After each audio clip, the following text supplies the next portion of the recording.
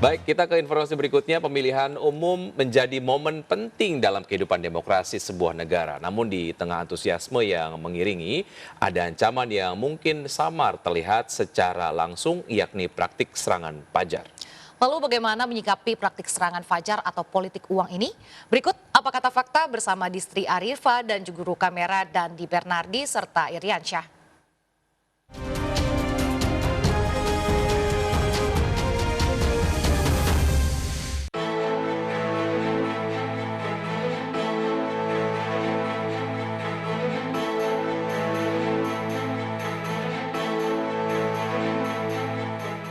Fenomena praktik politik uang atau serangan fajar dalam kontestasi pemilu menjadi permasalahan yang sulit dihentikan.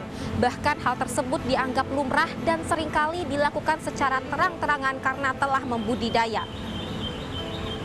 Marak terjadi pada saat pemilu, serangan fajar dapat memberikan dampak pada sistem politik demokrasi. Lalu apa itu serangan fajar dan tujuannya, serta mengapa kita harus menolaknya? Berikut apa kata fakta. Serangan fajar merupakan istilah populer dari politik uang berdasarkan Undang-Undang Nomor 7 Tahun 2017 tentang Pemilu dan Undang-Undang Nomor 10 Tahun 2016 tentang Pilkada menyebutkan bahwa serangan fajar tidak hanya dibatasi pada uang, namun dapat dalam bentuk lain seperti paket sembako, voucher bensin, voucher pulsa, dan bentuk lainnya yang nilainya di luar bahan kampanye yang diperbolehkan atau tidak sesuai dengan ketentuan KPU. Praktik politik uang merupakan pelanggaran serius pada saat pemilu. Berdasarkan pasal 515 Undang-Undang Nomor 7 Tahun 2017 menyebutkan setiap orang yang dengan sengaja memberikan ataupun menjanjikan uang atau dalam bentuk materi apapun kepada pemilih untuk menggunakan hak pilihnya dengan cara tertentu, maka dapat dipidana selama 3 tahun atau denda sebesar 36 juta rupiah.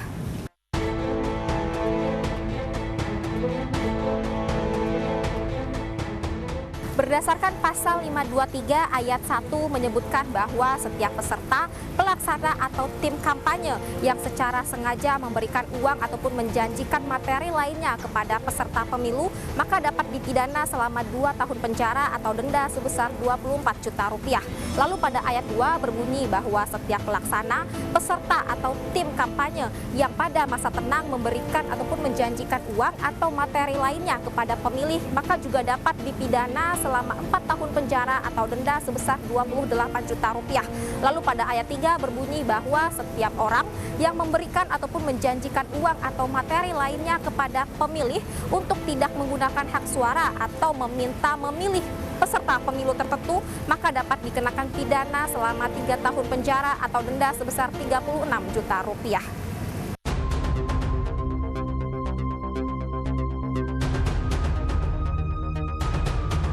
Kalau kita lihat di pemilu 2019, praktek politik uang ini kan sangat masif, bahkan mencapai sekitar 19-33%. Nah, artinya lebih dari sepertiga pemilih ini terpapar praktek politik uang, atau dengan kata lain 1 dari 3 pemilih ini juga terlibat atau terpapar praktek politik uang.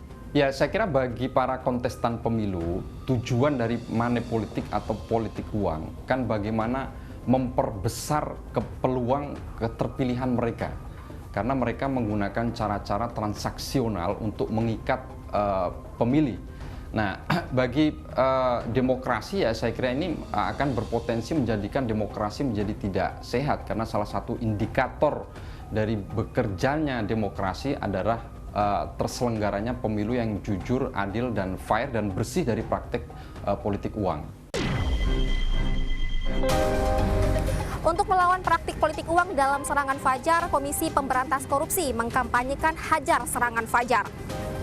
Dalam kampanye tersebut, KPK mengajak masyarakat untuk menolak, menghindari, dan menjaga diri dari segala bentuk godaan praktik uang pada saat pemilu.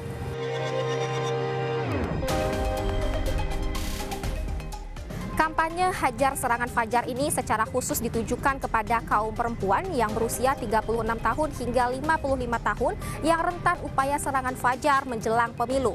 Lalu juga kepada Gen Z dan kaum milenial yang berusia 17 tahun hingga 35 tahun. Data tersebut berdasarkan hasil studi Lembaga Pemantau Pemilu di Indonesia pada tahun 2021. Lalu apa yang harus dilakukan untuk hajar serangan fajar? Yang pertama adalah tolak dan terus hindari segala bentuk pemberian yang mengarah pada serangan fajar. Lalu yang kedua adalah untuk melaporkan setiap kejadian serangan fajar ke pihak Bawaslu atau Panwaslu setempat, atau juga bisa melalui online lewat situs ataupun website Jaga Pemilu. Yang ketiga tentunya adalah untuk terus menyuarakan ataupun mengkampanyekan hajar serangan fajar. Bisa dengan berbagai cara, salah satunya adalah melalui media sosial. Kampanye Hajar Serangan Fajar menjadi upaya KPK untuk mencegah adanya politik uang saat pemilu. Namun menurut pengamat politik Yusak Farhan, penegakan hukum di pemilu harus benar-benar kuat karena jumlah pengawas pemilu terbatas.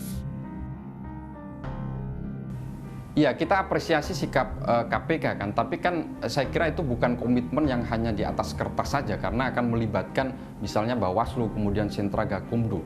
Nah, intinya bahwa penegakan hukum pemilu ini harus benar-benar kuat. Nah, problemnya adalah meskipun kita punya pengawas pemilu, tapi jumlahnya kan sangat sedikit. Kita hanya punya satu pengawas TPS yang mengawasi kurang lebih sekitar 300 pemilih kan. Kita punya kurang lebih 800.000 pemilih, 800.000 TPS, tetapi jumlah pengawas pemilu sangat terbatas sekali. Nah, inilah yang kemudian komitmen penegakan hukum pemilu atau pemberantasan money politik ini belum bisa berjalan dengan maksimal.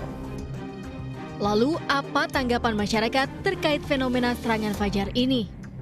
Kalau saya sih setuju ya. Masa sih kita memilih pemimpin negara hanya karena dikasih uang yang nggak seberapa gitu loh. Nah, terus gimana cara Mbak sendiri untuk menolak politik uang tersebut? Kalau saya sih menolaknya dengan terang-terangan ya. Saya memilih, saya udah punya pilihan sendiri gitu loh. Saya nggak mau nerima uang yang ya dengan cara politik uang seperti itu. Gitu. Cara saya secara pribadi mungkin tolaknya secara halus ya, dalam artian seperti ini. Mungkin saya akan tolak bahwa ya suara saya lebih mahal.